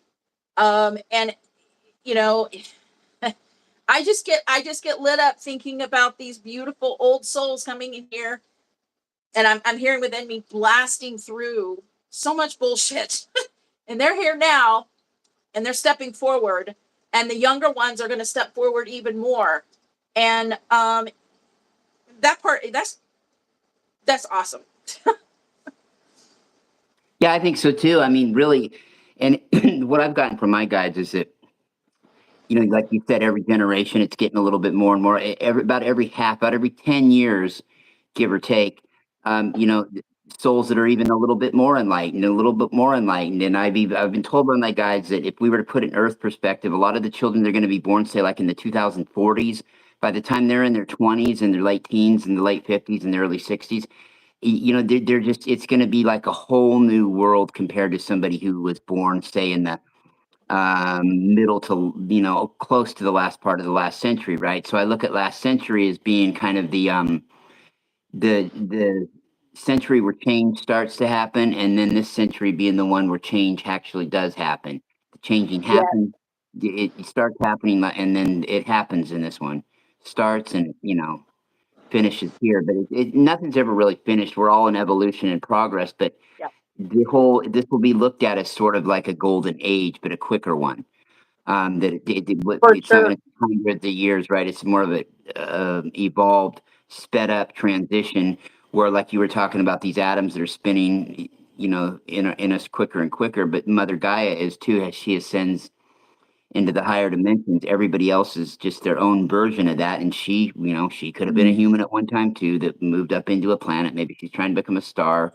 And we are all just we're all creation. Every creation is going to have a basic blueprint that matches anything else in creation, even the most diverse from each other type of creations that are living, breathing, talking, so to speak. However they communicate, however they nourish themselves. It's all kind of the same needs when you break it down. Awesome. Yeah, I mean, it's phenomenal too.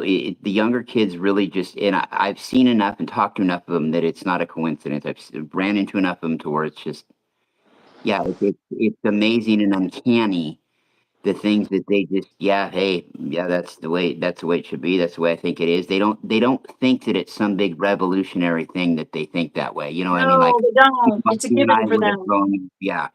It's a given for them. It's not It's some big amazing. epiphany. It's not something they had to come into. They were already born realizing it. In Yeah, fact, they know so much. I don't think they don't consciously realize what they realize. That's how much they know. I mean, right. because that's just who they are. They don't sit there and take a look back and go, wow, I'm really, I mean, they may at some point be in a situation where they look at the people that are older than them, a lot of them, and be like, man, fuck, where are they from? Why did they do shit that way? That's weird. That doesn't make any sense.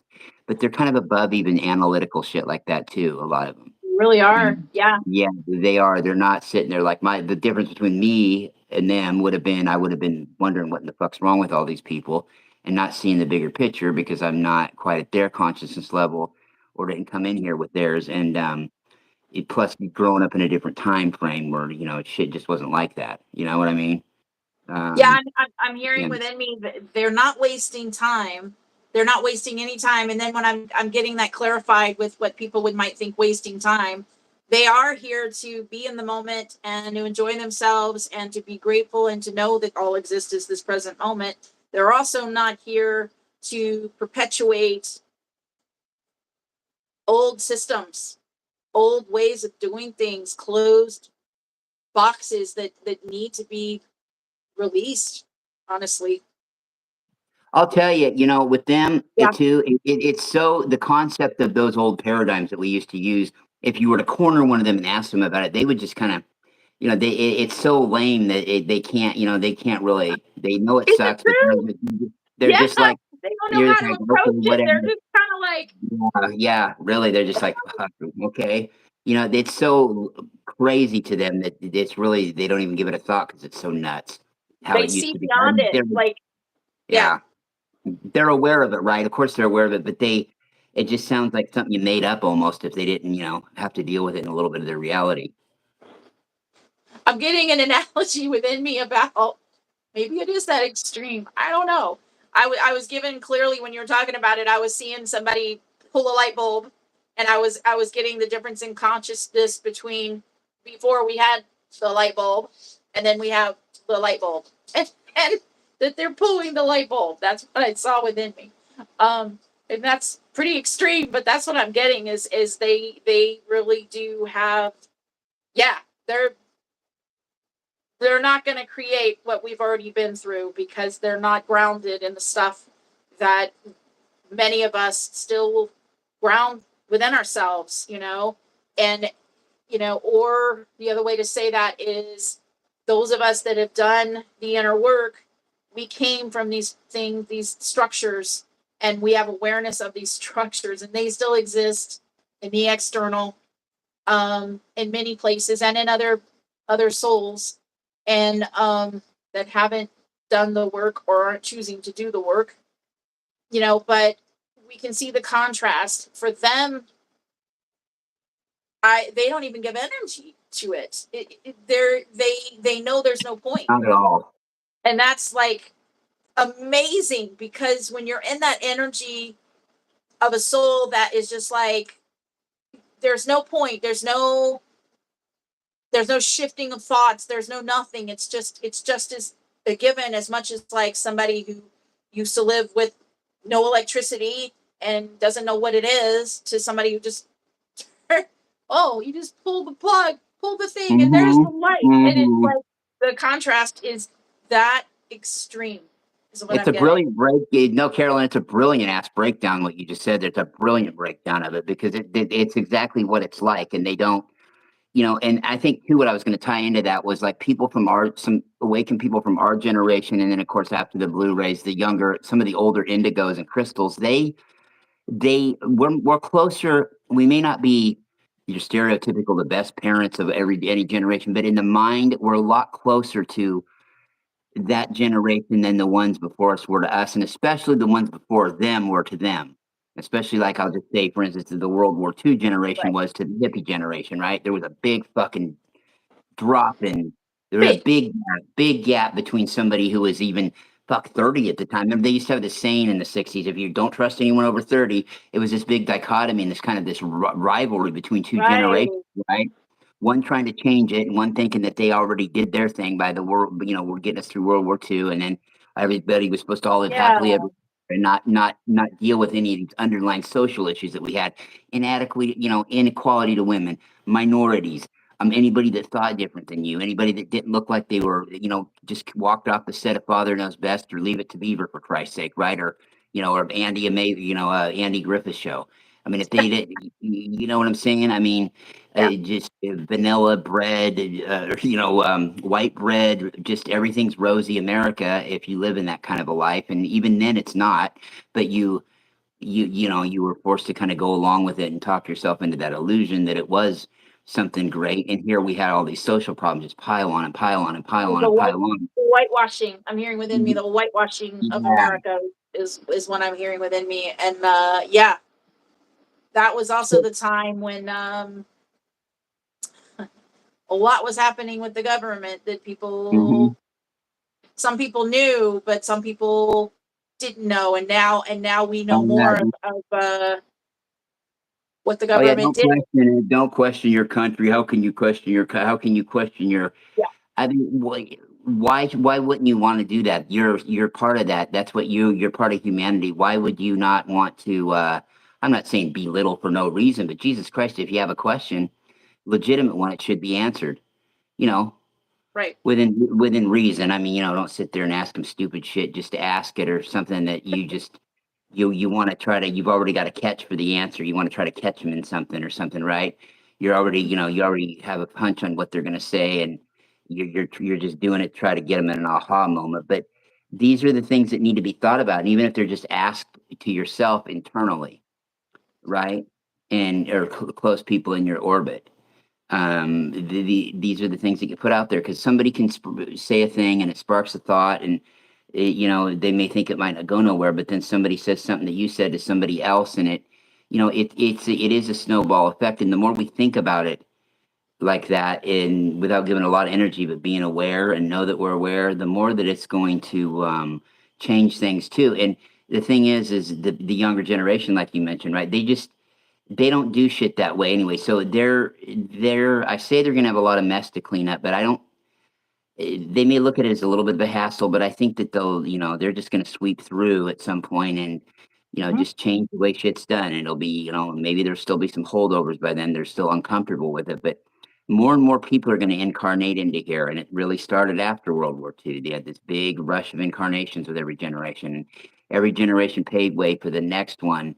And now it's to the point where it's flipping about every half generation, with kids that are coming here with a little bit more ability and, you know, uh, moving towards more of a telepath. My daughter's like all the time. She's like, Dad, we speak telepathically. We don't get into because what short letters I write to people, right, or messages.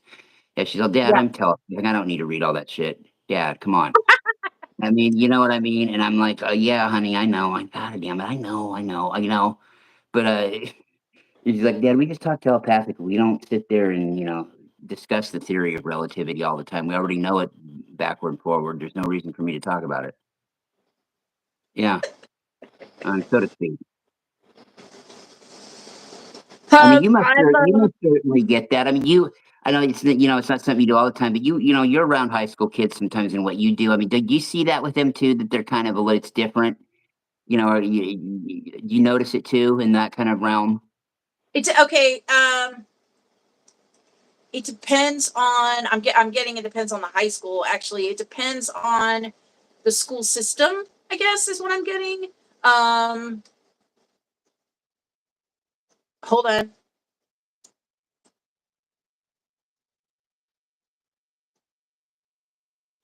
Yes, in general, there is more openness that as I connect with it. There's still some that they're more focused on the school and Mm-hmm.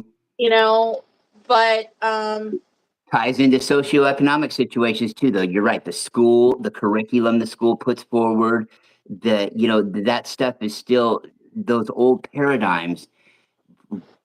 It doesn't matter whether it's a good or a bad thing. Those old yeah, paradigms still are a control factor. You know what I mean? And so yeah. I think a lot of it's that. The visual I saw within me as you were asking that was you're asking about the kids, and immediately within me, I was looking at the schools, but when I was looking at the schools within myself, I was getting it's a frequency shift from each school because of the structure, the grid, the energetic grid, the thoughts, the patterns, the belief systems that are the foundation of that school, right? And that school system. And within me, I was seeing like this energetic grid that the student comes into, right? The soul comes into this grid. And because there's some schools that I've subbed in, and they, that group that not necessarily, I don't remember what grade you said, but those older students, they're more open. There's some I met that are, yeah, they didn't seem much different. But then there's others that I've been at recently where I'm just like, well, right on. Yeah, absolutely, Well, absolutely. right on. Oh yeah, when you see a group, when you see a group that's that way, they're really that way. I mean, it's so obvious Yeah, is what you're saying. It's so obvious, huh? I'm just like, yeah, I mean, they're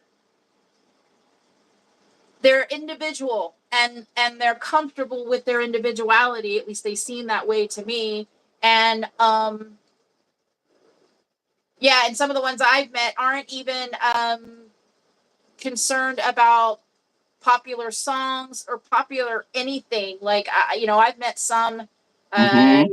raised by her dad, and the only movies he ever showed her were 80s movies. So her For favorite sure. movie was Breakfast Club, and she had Yeah, you 80s see a songs. lot of that. This was what grade was that? Eighth grader. And then there were others that were, I was offering different music for them to listen to in the classroom while they're doing their handouts. And you would think that they would want like R&B or radio or whatever. Not this group, not any of these groups in this school. They were all like, the first one wanted, hey, hold on. First one wanted Beatles because of a particular student, small classrooms, but the first one wanted Beatles. Okay, fine, Beatles. The next one wanted Metallica. And I was like, if I got a consensus of the classroom and there wasn't inappropriate music, it was a good volume level, hey, why not? And we played Metallica about 5 minutes until one of the other students was like, because it was a more harsher, more intense Metallica song. And he was like, I'm not comfortable with this. Blah, blah, blah. I was like, okay, that's absolutely fine. And so I shifted my Spotify, and then I was on Coldplay, and they were all good with Coldplay, Yeah, And sure. then in the next class, I'm hearing like these students have awareness of so much of the music, and we're not even talking about modern music. This is like, a lot of them love 80s. Like every time they Hmm. love 80s. And that is so cool. I'm like, 80s? Sure. That's like high school. Yeah, we love 80s. So, I mean, they like pretty much across the board, it's like, yeah, maybe 80s had that energy. I don't, that was my high school. So I can't Yeah, compare, right? it's kind of one of them decades to look back on with a lot of pop culture reference and shit, and because a lot of things changed there. I Yeah, do tell these kids it wasn't as great. It was not anywhere near as great as you would think it would have been to grow up in. But yes, there was some cool times about right, it for sure. Of course, the music was dynamite. Metallica was big and mighty, but that was still an era where there was every genre of music had people that were really big, and right. a lot of my buddies love Metallica. I wasn't so much that wasn't really my thing, but I mean I know all their stuff. In fact, that Yeah, kid that was uncomfortable with it, he wouldn't want to hear about my 1992 LSD trip at David Heiner's house where that song Enter Sandman came on. It was a debut on MTV, but that's a whole nother yeah. No, story, no, whole nother no. story. And my Yeah, love and I, you guys could have a very deep conversation about Enter the right, right, Sandman. That yeah, was profound, profound song for him. I'm just going to say that. right. And Well, I'll just probably say the this. same for you. Yeah, well, I'll just say this after I heard it a couple times because it was on every hour after hour. I got all weirded out and I decided to walk home about a quarter mile through the bushes. And it wasn't but 2 hours later, a couple of my friends came running over there out of breath out of my house, and like the police just raided it. So I got the hell out of there before that happened. I had a habit of being able to do that. back then. Wow. But yeah, exactly. I was like, whoa, yeah. But I could see where it kind of, yeah, their music's intense. I'm not a big fan of it. It's not that I am not a fan of their artistry, but it's just not my vibe, and that's okay. But that's okay. Everybody's got their own vibration as long Yeah, as it's not yeah, hurting yeah. anybody. I wouldn't play any death metal for them only because it's a dark vibration. I tell people this: there's only so high. The problem with that kind of shit is there's only so high that you can go with a darkness kind of a energy. It's not that it's not meaningful, some of it, but if you dwell on it all the time, it just Interesting. and here I sound like an old buddy daddy. Don't listen to that goddamn rock and roll stuff will make you die. I listen, kids. I had a babysitter tell me one time when I was 8 years old. My mom never used her again, but she told me that I was getting ready to go to bed and put some headphones in my ear, and I had a Beatles tape or in Pink Floyd. And she says, right out of nowhere on cue, she was from a really religious home. She says, I knew a little girl who was 8 years old one time, and she listened to a tape with Pink Floyd and the Beatles on it every night in her ear for a year. And you know what happened? I said, no, what? And she said, oh, she died. And I Who said, said this? really? Who This who said? babysitter of mine, this babysitter my mom had hired, this religious family that lived close to us. Yeah, you just hired her to, come watch me for the night. And yeah, after I told my mom about that little story, Mom, I guess that, this stuff could make you really die. She's like, what? And I told her about it. Yeah, that babysitter never came back. Yeah, But I'm sure. yeah, I I'm mean, I'm sure. would you like to hear that from one of your daughters that, the babysitter told them that they were going to die if they had that in their ear every night for a year? And I was like, oh, fuck. I didn't buy it, but I'm like, fuck, dude, it weirded me out because I thought she was weird. I'm like, if it was somebody who wasn't weird like that saying that, I'd been like, ah, even as a little kid. But now hearing her say that and tell me that, I'm like, what the fuck? I'm, she might think I'm weird and have to kill me because I got evil spirits in me or some shit, or Um, I know that one's of mine. You're probably I stumped you on that one, huh? no, I mean the only thing I'm thinking of, which is completely off subject, is back masking right now. That's the only thing was the when you take the albums and you play them backward and that kind of thing. Um, I remember that. But Oh, that was a big action. Oh, that was the devil. Oh God, yeah, we could do a whole yeah, show on that. I remember that. Did you know that I mean I didn't do it, that I went off and I came back on a minute ago? Yeah, it was a split second, in fact, but my mind was already working so fast. I was getting ready to go into a alternative spill, like when it's just me. Yeah, but yeah, Yeah, it was I it was. saw it and I'm like, "Whoa," and then I looked at the time and I'm starting to track that. I always feel like when that happens, I'm like, that's our guys being like, "Oh, okay." Yeah, it is. Yeah. I'd like to. There's greedy reasons I'd like to keep it under 2 hours because it's one format I do put it to. I have to do it in segments because it only takes an hour taping. Ah, So right. yeah, so you see, I'm always got an angle, people that I'm working here with this. With anything I do, oh, we'll do it from this because it'll show that, and yeah. So, but yeah, exactly though. But people thought that way. People thought that way then It too, did. and it's just so You're now right. even to people that are of that kind of a spiritual persuasion, I hate to call it spiritual, but they don't. You would never hear any of them openly talk about the Beatles were the devil or the devil was. You wouldn't hear it now, but it was pretty prevalent back then, and Or playing shit or or if backwards. they heard about like back masking, where Yeah, you play the album backwards, they they would did be it to the like, Beatles one. they'd Yep, be yeah, they did curious. it. They'd be Well, like, they did. "Really? Let's do it." One of the most famous, yeah, exactly, just like with drugs, but one of the most famous ones was the Beatles. They thought that John Lennon at the end of one of these songs was saying, I buried Paul, I buried Paul. Well, it turns out what he was saying was cranberry sauce after digitally enhancing it. And so the Beatles had gotten wind about this shit when it was going on, and they were on a break from doing another album. And the other three told Paul McCartney, hey, this is fucking funny. Why don't you hide out and don't make any public appearances while we're off and get this speculation filled that you're dead? And it did. Ah. Yeah, and so they thought it'd be funny to go along with it. Yeah, and then he came back and they did another album. It was no big deal. But oh yeah, he's dead. Now they got some people even think, oh, the government replaced him during that time. Oh, whatever. Well, they did good. Well, good for them. They did a good job. It didn't. He didn't. Their clone didn't seem to miss a beat once they came back. So, but I mean, shit. Uh, Well, um, yeah. Well, with that being said, do you have any other this is a subject that can of course be brought back again. Do you have anything like pressing that you feel like you want to, tell the masses before we hit that. You can take your time, but hurry up. Yeah, no. I mean, the only, to me, just like I was saying before, this is what I offer.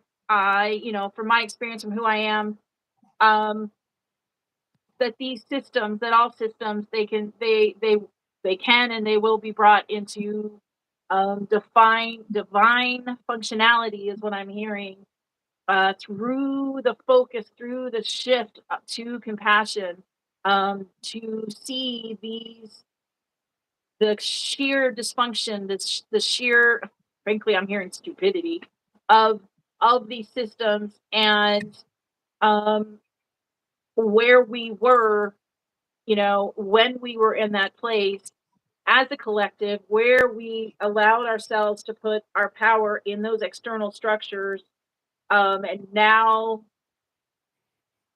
the spinning is happening and it will only increase, and the shifting will happen. The shifting is happening to compassion, slowly, Hmm. soul by soul by soul by soul. But it's happening, and I mean, But it's quick it's enough to be noticeable. Yeah, right. Go ahead. But it's quick enough to be noticeable. I'm here it feeling is, too. yeah. And the interesting thing is that, and I know I need to speed it up, I feel, but the uh the word compassion and the energy of it didn't even enter my reality until like 2018, and it was there it was. I think I've presented it before, um through a meditation. I was praying for a friend of mine who was determined to commit suicide, and I didn't know how I was going to stop him. He wasn't there with me. I just knew from talking to him he was really going to do it, and I was like, fuck, what can I do? And I prayed, and I went into this deep meditation, and I will swear now, I spoke to Jeshua, and I was given very clearly, to send him compassion, and Mhm. there was a group of friends, and we were all together on this call, and we all collectively sent him compassion, Oh, I um, believe it. Yeah. praying that he would make another choice. And it's like, and it worked. I don't know if that worked, but that was part of the divine solution. And it's like, from there, this word, this energy, this focus has like filled me, and is how I direct my life and guide my life and who I am. And what I receive and why I'm here is to be quite clear that Hmm. the way that we've done things cannot continue, and is not continuing, even not through me. It's like the mother, the earth, not going Yeah. to Keep happen going. anymore. Yeah. Not the way we've done it. The systems that we've been in, the systems we're talking about now, and other systems of society that were created out of a place of no compassion, that shit's done. We see what it's created. We see it. We talked about it on this podcast. We can Hmm. talk in details of what it's done, of what it in and the other systems of this choice of not having that and not choosing that. And for me, I would offer and I would say that has to start within self, within Hmm. loving self, within doing that inner work. Like you're the Now, whole world. Yeah. Like you're the whole yeah, world, but not in the ego way. Not like, oh, it's just me. I'm the center of the world. no, As you were alone and you were just the world, but it's from an alone feeling, not a fucking, oh, I'm the all powerful, which you are. But it's a it's really a loving, mindset. Yeah. yeah, it's a choice, and it's a focus of serving, of helping self to serve self, but in the place of really serving self. It's not a selfish Hmm. conversation, because the true transformation happens from the shift to love for self, which is honesty and integrity and truth to self, based and balanced in kindness and gentleness. And I feel like I need to speed up. So um Yep. Well, yeah, I would just say, why are the simplest concepts take, it seems like the simplest concepts to get take the most explanation to actually understand, whether it's what you're saying, the golden rule, love yourself and so you can love others. I mean, it's so, but I guess that's why we wouldn't have a show if that were the case, if it wasn't. So I guess we should be thankful that it is, that we do need to explain this. So yeah, anyway, good. no, Go it's say what okay. you're going to say. Yeah. And Now then tell us. I'm gonna wrap it up because I'm feeling wrap it up within me. Me too. Um, Me too. okay, so You can reach me. I offer soul sessions, which are where I am in conversation with your higher self and with you as you ask me questions or you have questions. And my goal is to bring you what I receive. I'm a pure channel, and I connect with like the library of the heart within me, which is it's the Akash, but it's not as much what you were in the past or even what you're dealing with now. It's the emotional state and it's the feelings, because to me, those are truly profound and powerful, and they transform your life. They transform you.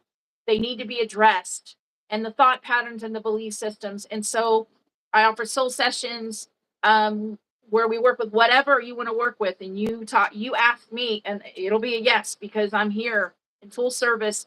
My Facebook page, my mission business page, is Allowing the Light, which is the same name of my page on Instagram.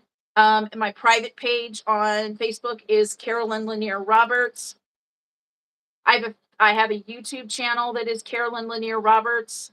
I also have an old one that is Allowing the Light. I think I got that order right. And did I cover it all?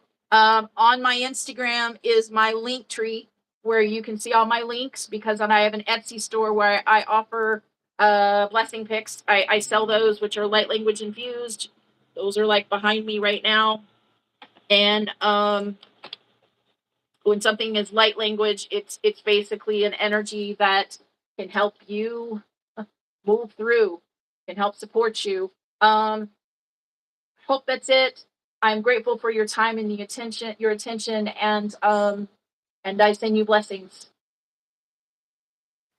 Wonderful, wonderful. Absolutely. Yeah, absolutely. And I'll say this, like I said last night about somebody else.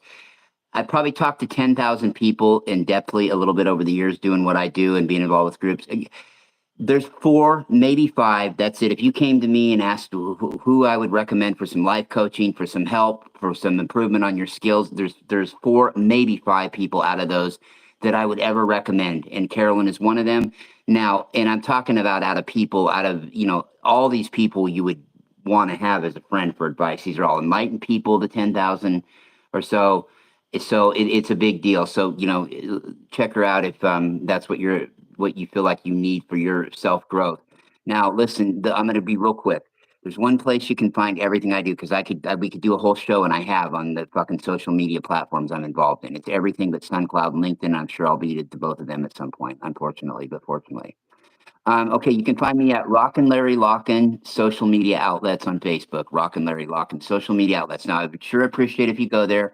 I'm going to go ahead and I'm going to do a little shameless banter and say, oh, please like it. So I'm not really obsessed with numbers anymore, but I am just a couple handfuls short of 10,000. I would sure like that to say 10,000. God, that sounds so great of me to say on air, but and the thing is, if you do follow it, right, or like it, you're not going to get a bunch of notifications from it, like really, like ever. The only thing that's on there is where you can find me, and I don't plan on adding anything new, if unless, unless it's some really, Einstein or Tesla type idea that comes my way, or what I perceive to be one. But so you're not going to get a bunch of dings and notifications. You'll never hear from it unless really there's something really worthy of me saying, or at least in my opinion. So there's not going to be any posts there. So just please like that, and you can find out everything I'm involved in, the groups I've created, the 5 YouTube channels, and all that stuff. So, and usually you can find me at Larry Locken channel.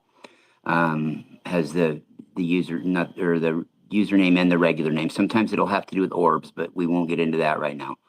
And that's about it. Rockin' Larry Locken social media outlets, or just the Larry Locken Network. That's got a secondary name too. So check it out, hit like or follow, and we would all sleep. Carolyn will sleep a lot better tonight if you guys could get that number up to 10,000. But anyway, check her out, check me out, and we'll see you next week. We'll have another fascinating topic. We were going to tackle astral traveling. We'll do that at some point. And if you've got an idea, send us into our Facebook page at Consciousness Conversations. And good Lord, I got less than a minute to go. Conscious Conversations Facebook page, and you can see our previous shows, and we're everywhere her and I are in the wonderful, wonderful, wonderful, enlightening world of social media. And with that being said, I am Rockin' Larry Locken for Carolyn Lanier Roberts, wishing everybody out there a big cosmic dating game kiss. Mwah. and and that's a wrap, ladies and gentlemen. And with in 30 seconds under 2 hours, so I got it this time. Now let me see if I can exit out here real quick. Yay!